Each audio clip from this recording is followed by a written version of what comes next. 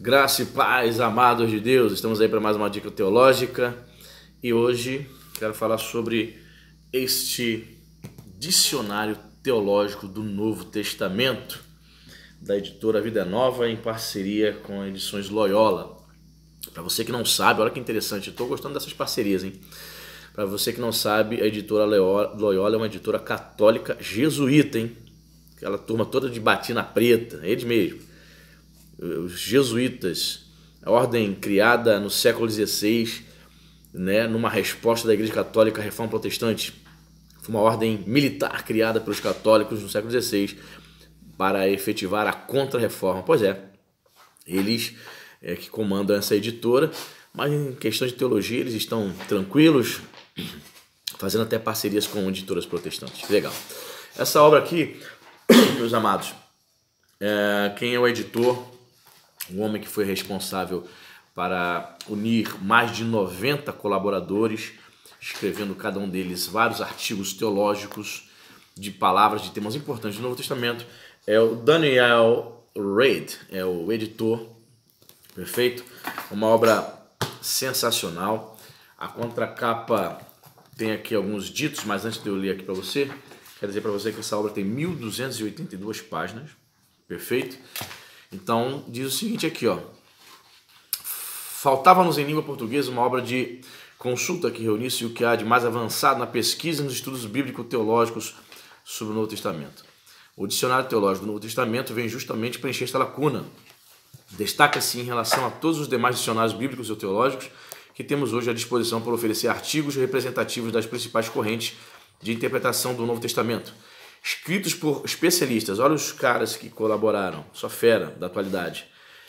Craig Blomberg, David Dockery, Larry Hurtado, Alistair McGrath, Peter O'Brien, Frank Tillman, entre outros. E tratando dos temas neotestamentários mais importantes e mais necessários a estudantes de teologia ou ciências, religião em geral, sejam eles teólogos, seminaristas, pastores ou líderes, nos seus mais de 130 verbetes. Aí você vai dizer, pô, caramba, só isso, 130 verbetes? Analisa como eles são exaustivos. 130 verbetes sendo comentados em 1.280 páginas, ou seja, estão dando uma atenção bem expressiva aos temas importantes do Novo Testamento, ok?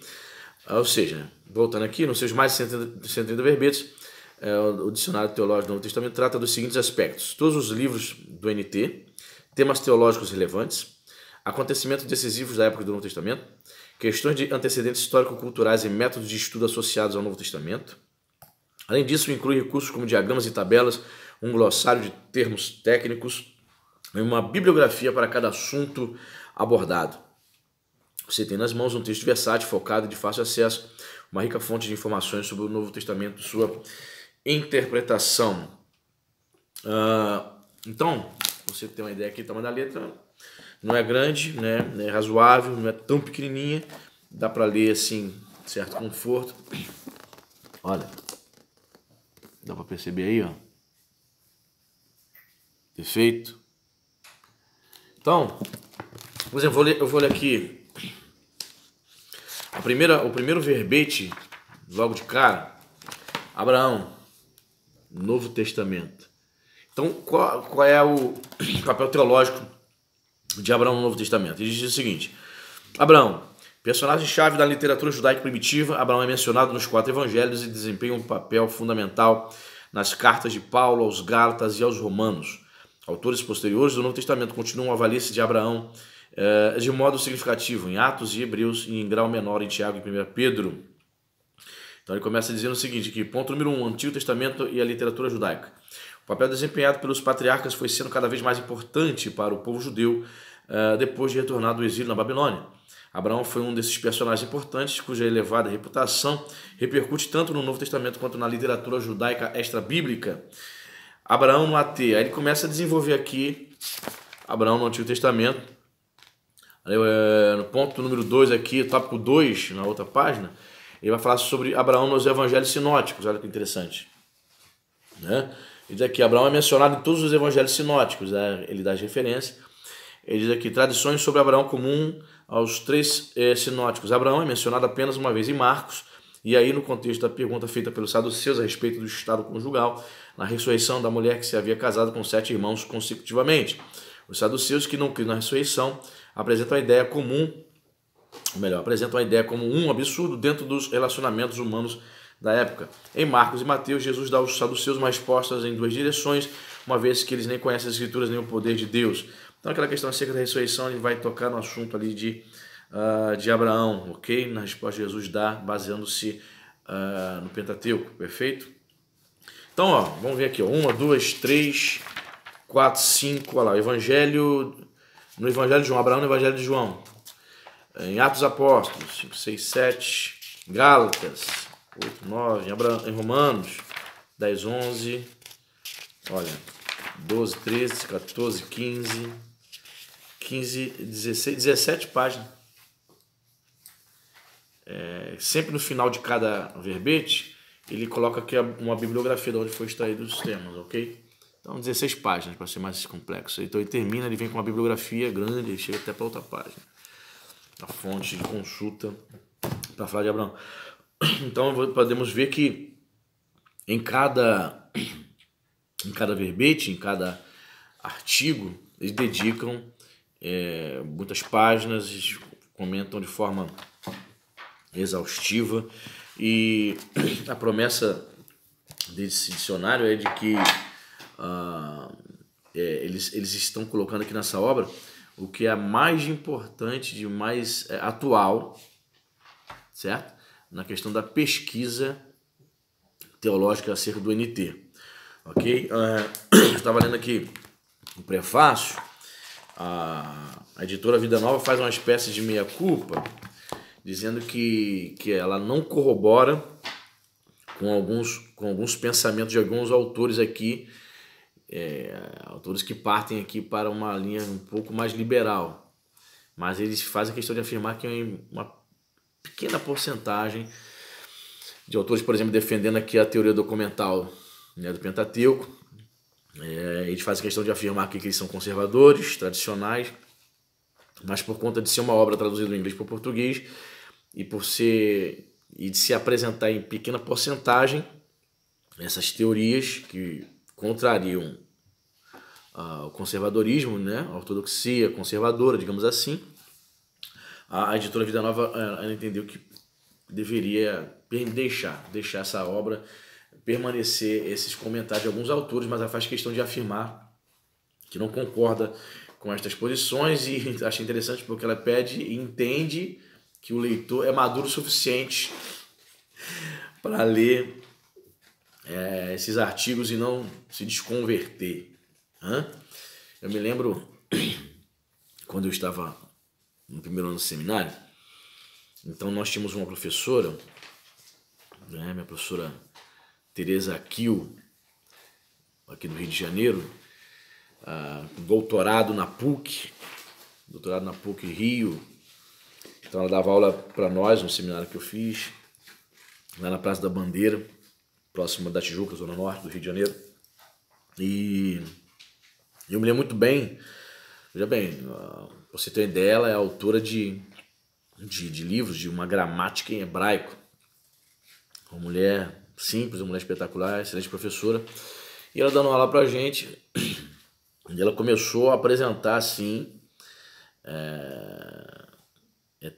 uma linha de pesquisa acadêmica mesmo, só que a mentalidade e a cabeça de alguns alunos que estavam ali na sala ainda eram de EBD, né? Seminaristas, mas parecia que eles estavam ainda na escola dominical da igreja deles. Esqueceram que estavam pagando uma faculdade de teologia. Então, aí teve um aluno que chegou para ela e falou assim: a senhora está apresentando essas linhas de pesquisa, esse viés, eu quero saber, a senhora acredita nisso? Eu quero saber se a senhora defende isso. Ela falou assim: a minha crença, a minha fé aqui, eu estou apresentando aqui a teologia, a matéria na qual vocês estão pagando para estudar. Agora, se vocês querem uma aula a nível de EBD, tudo bem. Se vocês querem uma aula bem ralinha, eu sei dar também. Mas eu entendo que se vocês estão vindo para cá pagar uma faculdade para ouvir a mesma coisa que vocês ouvem na EBD, mas se vocês quiserem, vocês decidem. Em outras palavras, se vocês quiserem, eu dou uma aula bem light, nível EBD, ou apresento para vocês os últimos pensamentos dos grandes teólogos do Antigo Testamento a respeito dessas questões aqui. Olha aí a maioria da turma, não, professor, continua dando, que o senhor está dando, está muito bom, tá beleza. Poxa, você tem uma professora, ela é de linha batista, com um doutorado na PUC, em teologia, e eu vou pagar uma faculdade para ela me dar aula nível de EBD. Nível de EBD você mesmo estuda em casa. Eu quero ouvir o que eu não sei, eu quero aprender, eu quero descobrir coisas que eu não tive acesso ainda, assuntos que eu não tive acesso. Então, para você ver como ainda os pensadores, os que se acham teólogos, que não lêem um livro por ano, que eu acho isso incrível, né? O cara faz 3, 4 anos de bacharel em teologia e não lê um livro por ano, se diz teólogo. Será mesmo? Então, eu acho incrível para você ver o grau de maturidade dos teólogos brasileiros, que a editora Vida Nova ela tem que colocar ainda uma nota dizendo, olha, sejam maduros, né? Nós não corroboramos com isso, esse não é o nosso pensamento, com todo cuidado. Por quê? Porque se ela não fizer isso, no dia seguinte vão estar espalhando, fazendo artigos, escrevendo no Facebook, textão, dizendo que os editores da editora Vida Nova estão desviados, são liberais. Então é complicado, né? É complicado, né, meu querido? Mas precisamos realmente amadurecer. Eu já li vários livros, já li livro de quase 1000 páginas de teólogo liberal. E eu penso que você tem que ter realmente entendimento, maturidade, para você ler, observar e ver o que os caras pensam. Será que você vai abrir mão da sua crença, na sua tradição judaico-cristã, da sua fé ortodoxa, para se tornar um teólogo liberal só porque você está lendo o pensamento? Se for assim, você não pode ser um filósofo. Você não pode estudar filosofia, você não pode estudar outros pensadores, você não pode partir para outros tipos de livros, você vai ficar só com o livro da CPAD. Tá entendendo o que eu quis dizer? Não desmerecendo a CPAD, mas CPAD eu gosto muito da editora, mas ela tem um cuidado até excessivo, um medo de que o seu povo se desvie. Ela tem publicado aí autores calvinistas, mas ela nem menciona isso, com medo do assembleano deixar de ser arminiano para ser calvinista. Ela não menciona isso, né? Eu tenho aqui Tesouros de Davi, que é o comentário de Spurgeon, de todos os salmos. Ele não toca esse assunto não, e o medo, né? Eu estou dizendo isso não o medo de que eles descubram o verdadeiro evangelho, como diz os calvinistas, né? O calvinismo é o verdadeiro evangelho, isso é uma falácia, né? Mas eles têm receio de que aquele irmãozinho simples lá do interior da Assembleia de Deus, que mal vai na escola dominical, que não consegue nem explicar, dizer o que é arminianismo, que esse irmãozinho fique confuso. Eu até entendo a postura deles, mas eles nem falam. Então você vê, a editora Vida Nova publica essa obra aqui, chegou para mim ontem, fantástica, tá? 1280 páginas, mais aí um pataco de tijolo para você se aprofundar no conhecimento. Então eu recomendo essa obra aí para você. Diz aí nos comentários aí se você já tem, se está no seu radar, ok? Existem outras obras também, eu sei que tem outros dicionários de termos teológicos. Não confunda esse dicionário com um dicionário bíblico, não, esse aqui é um dicionário teológico. Ele comenta temas, personagens, ok, do Novo Testamento. É uma análise teológica de temas abordados no Novo Testamento, ok? Não abarca especificamente temas específicos do AT, mas somente do NT. Ok? Deus abençoe e até o próximo vídeo. Curte aí e compartilha em nome de Jesus.